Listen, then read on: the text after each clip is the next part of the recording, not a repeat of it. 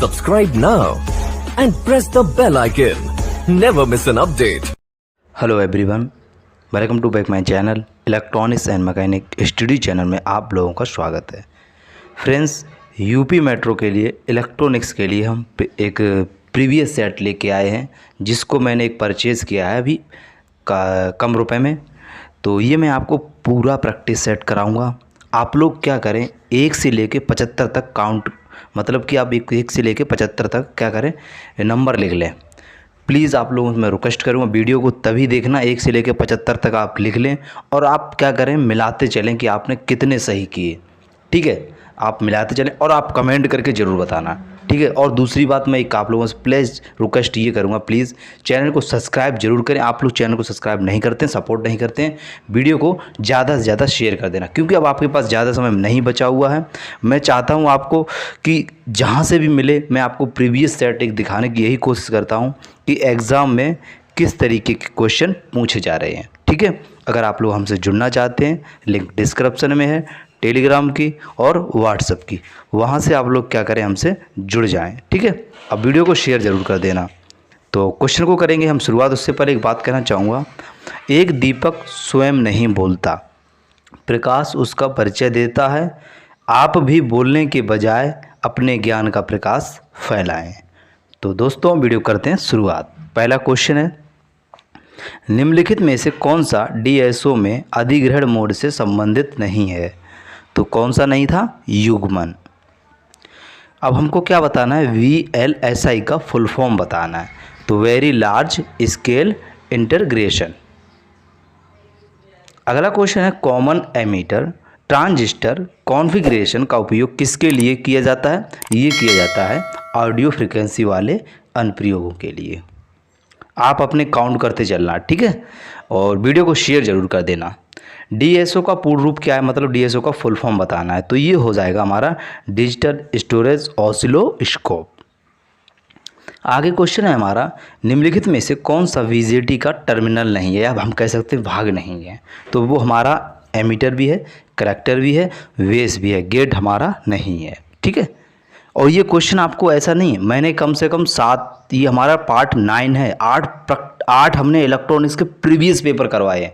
आप लोग हमारे प्लेलिस्ट में जाके देख सकते हैं। ठीक है, अगला क्वेश्चन है, हर्डले दोलित्र परिपथ में इनमें से किसका उपयोग किया जाता है? तो हम करते हैं दोस्तों विभाजित प्रेरक का प्रयोग करते हैं। अब हमको बताना है HDMI का फुल फॉर्म बताना है। तो heavy display measurement, heavy definition multimedia interface, यानी कि दूसरा वाला हमारा सही था। ठीक है, पहला वाला गलत है हमारा, थोड़ा उसके लिए सॉरी चाहता हूँ। और मैं एक बात कहना चाहूँगा आप लोगों से, जितने भी इलेक्ट्रॉनिक्स मैकेनिक में हमारे बुक में जितने भी आपको फुल फॉर्म हो, कभी कभी पूछ लिए जाते हैं, तो आप फुल फॉर्म को आप अच्छे से एक बार देख लेना। ठीक है, क्योंकि मैंने 8 प्रैक्टिस सेट कराए हैं जो कि प्रीवियस, उनमें आप देख लेना, हर एक पेपर में एक ना एक या 2 फुल फॉर्म जरूर पूछी गई हैं। आगे क्वेश्चन है, 2 इनपुट AV वाले और गेट में आउटपुट तब 0 होता है तब इनपुट होते हैं। तो दोस्तों ये हो जाएगा A बराबर 0 और B बराबर 0। ठीक है, तो हमको आउटपुट भी 0 मिलेगा। क्वेश्चन है, निम्नलिखित में से कौन सा एक सक्रिय ट्रांजिस्टर है, यानी कि एक्टिव? तो वो हो जाएगा हमारा इन चारों ऑप्शन में से थर्मोकपल। आगे क्वेश्चन है हमारा, AM डीमॉड्यूलेशन निम्नलिखित में से किसका उपयोग करके किया जाता है? तो किसका किया जाता है? ये हो जाएगा इन्वेलप डिटेक्टर, यानी कि 4th वाला हमारा सही ऑप्शन हो जाएगा। आगे देखेंगे, ऑप्टिकल फाइबर निम्नलिखित में से किस सिद्धांत पर कार्य करता है? तो किस पर करता है? पूर्ण आंतरिक परावर्तन पर। दोस्तों, अगर आप लोग और ऐसे ही प्रैक्टिस सेट चाहते हैं इलेक्ट्रॉनिक्स के प्रीवियस मेट्रो के, तो आप लोग हमें कमेंट करके बता देना। ठीक है, और मैं आप लोगों से एक ही रिक्वेस्ट करूंगा, प्लीज़ वीडियो को शेयर जरूर कर देना। आपके अपने दोस्तों में ग्रुप भी हो, जहां से भी आपको ग्रुप दिखते हो उसमें ये ज़रूर शेयर करना।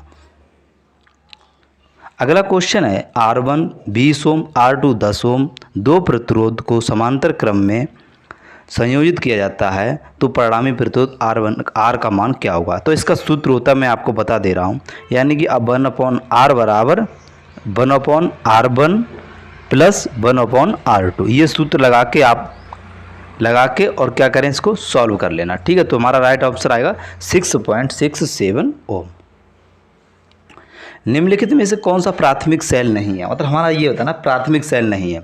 तो लेड एसिड सेल क्या, ये हमारा क्या, ये हमारा द्वितीयक सेल है, ये प्राथमिक सेल नहीं है। और लिथियम वोल्टाइक सेल, शुष्क सेल, ये हमारे सभी के सभी क्या है, प्राथमिक सेल हैं। अगला क्वेश्चन है हमारा, जो हमारी आईसी वो 555 आईसी है, जो हमारी टाइमर परिपथ युक्त मोनोस्टेबल मल्टी वाइब्रेटर में जब ट्रांजिस्टर और संधारित्र दोनों को लघुपथ किया जाता है तो अवस्था में उसे क्या कहते हैं, तो उसे बोलते हैं हम क्या, स्थिर अवस्था। ठीक है, आगे देखेंगे। क्वेश्चन है, गेट से संयोजित लोड की संख्या को क्या कहा जाता है, तो उसे बोलते हैं फैन आउट। ठीक है, क्या बोलते हैं, फैन आउट। क्वेश्चन है हमारा, एक मिनट, क्वेश्चन पूछा गया फाइबर में इनमें से किसमें कम प्रकीर्णन उत्पन्न होता है, तो किसमें होता है, ये हो जाएगा सिंगल मोड फाइबर में उत्पन्न होता है। आगे देखेंगे।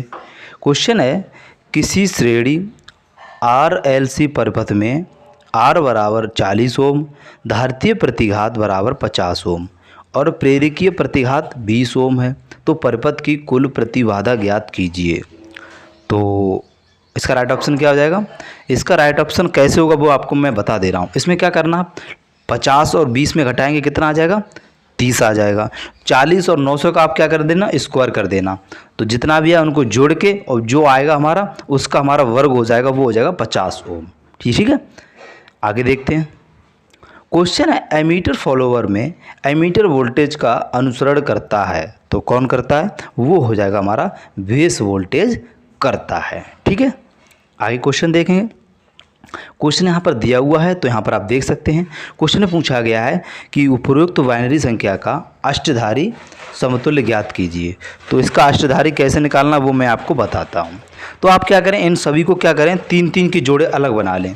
तो ये जो 111 है, ये क्या है हमारा 7 का बाइनरी नंबर है। फिर 011 के ये हो जाएगा, ये 3 का है। और 101 जो है वो हमारा किसका है, 5 का है। तो इसी हिसाब से हमारा क्या हो जाएगा, थर्ड वाला इसका सही था, इसलिए 735। और एक बात कहना चाहूँगा, बाइनरी नंबर आप क्या करें, 1 से लेके 20 तक अच्छे से रिपीट कर लें, क्योंकि एग्ज़ाम में आपको सीधे सीधे मिलेंगे, कोई बिल्कुल घुमा के नहीं, और क्या हम उसमें ही कन्फ्यूज़ हो जाते हैं। आइए क्वेश्चन देखते हैं। क्वेश्चन हमारा है, मल्टी मोड ऑप्टिकल फाइबर में निम्नलिखित में से किस प्रकाश स्रोत का उपयोग किया जाता है, तो हमारा किया जाता है LED का। किसका करते हैं, LED का। क्वेश्चन है हमारा अगला, 3 फेज ट्रांसफार्मर में यदि प्राथमिक वोल्टेज और द्वितीयक वोल्टेज निम्न वोल्टेज की तरफ वाली वाइंडिंग को DY या डेल्टा स्टार क्रम में संयोजित किया जाता है तो होने वाला फेज विस्थापन ज्ञात कीजिए। तो क्या हो जाएगा, वो हो जाएगा प्लस का 30 डिग्री। ये हमारा एकदम सही ऑप्शन हो जाएगा। आगे हमारा क्वेश्चन है, यदि किसी फीडबैक के लिए बिना किसी एम्पलीफायर को वोल्टेज लब्धि -50 हो और तो 10% धनात्मक फीडबैक एम्पलीफायर की लब्धि ज्ञात कीजिए। तो हमारा राइट ऑप्शन कौन सा हो जाएगा, 12.5। अति निम्न फ्रिक्वेंसी बैंड की आवृत्ति सीमा कितनी होती है, तो कितनी होती है, 0.3 से लेके 3 किलो हर्ट्ज होती है। आगे क्वेश्चन है, कमरे के ताप पर अर्धचालकों का ऊर्जा बैंड अंतराल कितना होता है, तो इसका 4th वाला हमारा क्या हो जाएगा दोस्तों, सही ऑप्शन हो जाएगा। आप लोग अपनी कॉपी में बिल्कुल लिखते चलें कितना आपका सही हुआ।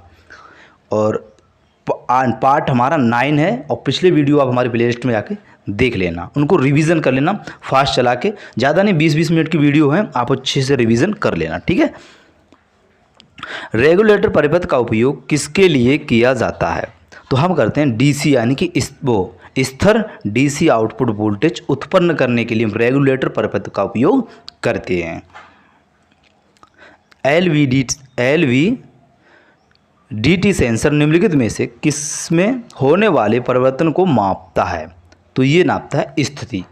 ठीक है, आगे देखेंगे। ऑप्टिकल फाइबर केबल का व्यास कितना होता है, तो कितना होता है 0.25 mm से लेके 0.5 mm तक होता है। ठीक है, इसको आप अच्छे से रट लेना। जब हमारा फाइबर वाला जो ऑप्टिकल फाइबर केबल होती है उसमें ये कई बार एग्जाम में पूछा गया है। आगे हमारा है, PAL प्रणाली जिसका उपयोग टेलीविज़न में किया जाता है निम्नलिखित में से किस आधार पर है? तो ये किस आधार पर है? 625 लाइन और 7 मेगाहर्ट्ज़ चैनल बैंडविड्थ, ये हमारा सही ऑप्शन हो जाएगा। निम्नलिखित में से कौन सा ऋणात्मक फीडबैक एम्पलीफायर का एक लाभ नहीं है? तो हमारा फर्स्ट भी है, सेकंड भी है और थर्ड भी है, फोर्थ वाला हमारा नहीं है। यह दोलन उत्पन्न करता है, ये एकदम गलत हो जाएगा। 8 बिट बाइनरी संख्या को संग्रहित करने के लिए आवश्यक फ्लिप फ्लॉप की संख्या कितनी होती है? 8 होती है। ये एकदम सीधे सीधे क्वेश्चन पूछ लिया गया है और हो सकता है आपके एग्जाम में भी ये पूछ लिया जाए। क्वेश्चन हमारा 7805 IC का आउटपुट कितना होता है? 78 और 79 वाली जो IC होती है, इससे एग्जाम में रिलेटेड से क्वेश्चन आपको जरूर मिल सकता है। तो इसकी एक ही ट्रिक है, 78 वाली जो होती है IC वो हमारी धनात्मक होती है और 79 वाली जो होती है वो ऋणात्मक होती है और उसके पीछे जो भी दिया होता है वही इसका आउटपुट वोल्टेज होता है। जैसे कि इसमें 5 दिया हुआ है 05, तो यही इसका आउटपुट वोल्टेज है। लेकिन प्लस माइनस में होता है तो माइनस वाला इसमें मत करना, प्लस वाला। और कैसा होता है? स्थिर होता है। तो हमारा इसीलिए हमारा 5 वोल्टेज इसमें सही है। ऊपर देख सकते हैं, ऊपर क्या दिया हुआ है? अपवर्ती 5 वोल्टेज, तो स्थिर होता है, अपवर्ती नहीं हो, परिवर्तित नहीं होता है, यानी कि स्थिर होता है। ठीक है। क्वेश्चन है 30 किलोहर्ट्ज़ की आवृत्ति को सीधे अंतरिक्ष में विकृत किया जाना है, एंटीना की लंबाई ज्ञात कीजिए। तो वो हो जाएगी हमारी 10 किलोमीटर। ठीक है। इसका एक सूत्र होता है 300/किलोहर्ट्ज़, तो इसका हो जाएगा 300/30, यानी कि हो जाएगा हमारा कितना? 10 किलोमीटर। आगे देखते हैं। किसी CRO में समय आधारित तरंग रूप किसके द्वारा उत्पन्न होता है? तो किसके द्वारा होता है? ये होता है रैंप परिपथ के द्वारा उत्पन्न होता है। आगे क्वेश्चन है JK फ्लिप फ्लॉप द्वारा धनात्मक रूप से ट्रिगर किए गए परिपथ में फ्लिप फ्लॉप कब सेट होता है, किस स्थिति में होता है? तो ये होता है J = 1, K = 0।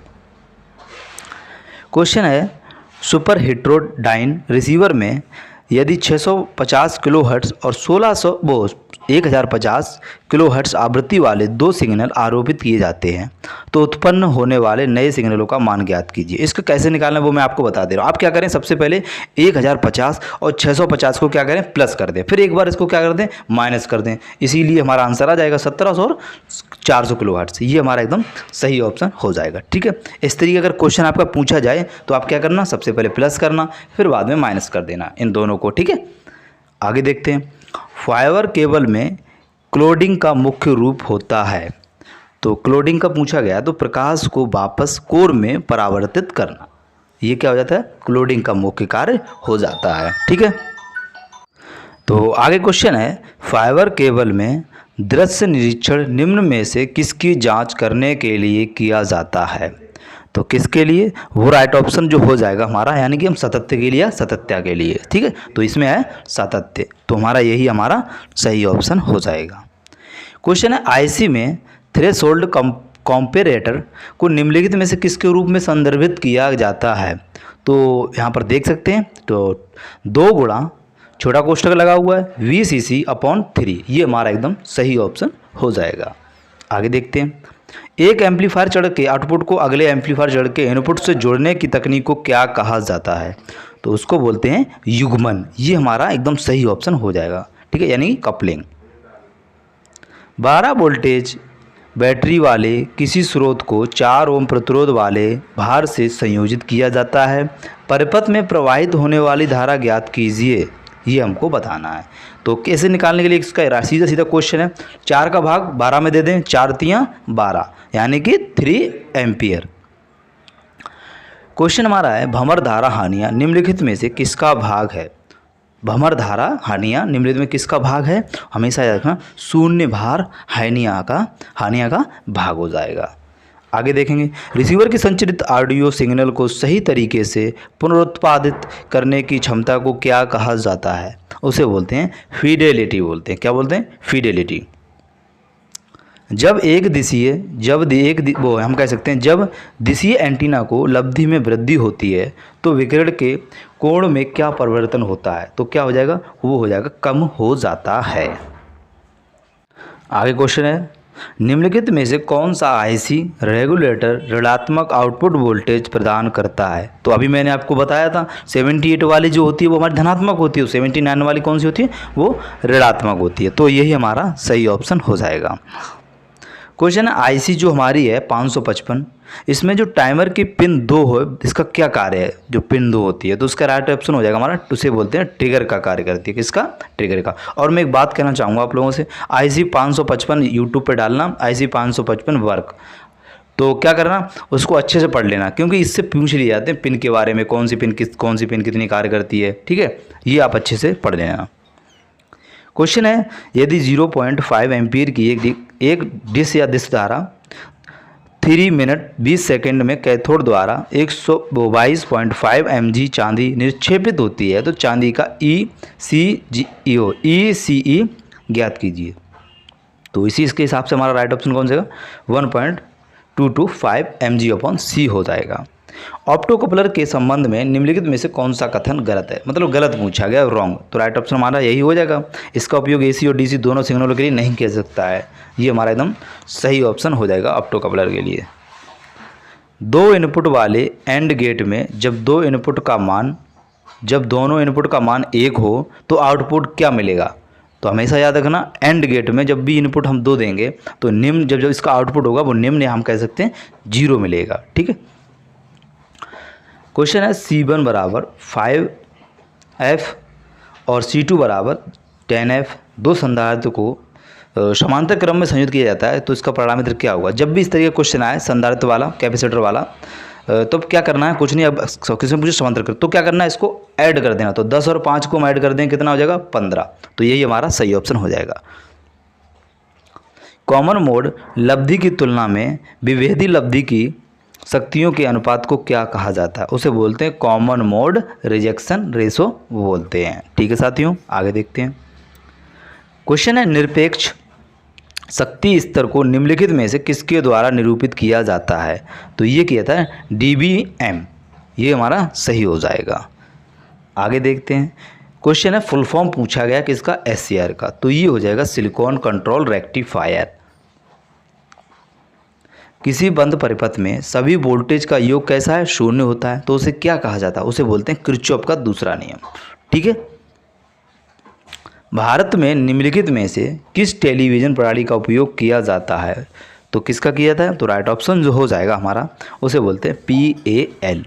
ये आप अच्छे से याद रखना। भारत में निम्नलिखित में से किस टेलीविज़न का प्रणाली का उपयोग किया जाता है? हम बता देंगे PAL का प्रयोग किया जाता है। जब PN डायोड अग्र मतलब फॉरवर्ड वाइस में, तो तब PN क्रमशः बैटरी के किन टर्मिनलों से जुड़ा होता है? यानी कि तो हमारा जो जुड़ा होता है वो एक धनात्मक और ऋणात्मक प्लेट से जुड़ा होता है। प्रत्यावर्ती धारा क्या होती है? जो हमारी प्रत्यावर्ती यानी कि हम कह सकते हैं दिष्ट धारा और प्रत्यावर्ती धारा। तो राइट ऑप्शन हो जाएगा जिस धारा का परिणाम समय में परिवर्तन के साथ परिवर्तित होता है वो हमारी क्या होती है? प्रत्यावर्ती धारा होती है। कॉमन बेस एम्पलीफायर की धारा लब्धि कितनी होती है? 0.98 होती है। किसी मोनोस्टेबल मल्टी वाइब्रेटर में जब ट्रांजिस्टर और संधारित्र दोनों को लघुपथ किया जाता है इस अवस्था को क्या कहा जाता है? तो यह उसे क्या कहते हैं? तो उसे बोलते हैं स्थिर अवस्था बोलते हैं। अब पूछा गया LCD का फुल फॉर्म पूछ लिया है, तो लिक्विड क्राइस्टल डिस्प्ले, तो क्या हो जाएगा? Liquid crystal display. किसी LCD टीवी के ब्लॉक आरेख में स्वचालित लब्धि नियंत्रण ब्लॉक कहाँ पर स्थित होता है? तो ये होता है BIF एम्पलीफायर में स्थित होता है। तो साथियों हमारा वीडियो क्या था? ये प्रीवियस क्वेश्चन का पूरा हुआ। मिलते हैं नए सेट में नए प्रीवियस क्वेश्चन में। प्लीज़ आप लोग कमेंट करके जरूर बताना। तो एक मैं छोटी सी बात कहना चाहूँगा, जब तक पिता का साया सिर पर हो वो रास्ते के हर कांटों को फूल बना देता है, खुद लाठी टेकने लगता है मगर आपको अपने पाँव पर खड़ा कर जाता है। तो दोस्तों प्लीज़ आप लोग वीडियो को पूरा देखा होगा और वीडियो कैसी लगी आप लोग हमें कमेंट करके ज़रूर बताना। तो चैनल पर नए हैं चैनल को सब्सक्राइब कर लेना और अपने दोस्तों में शेयर कर देना। तो थैंक यू फॉर वॉचिंग। जय हिंद, जय भारत।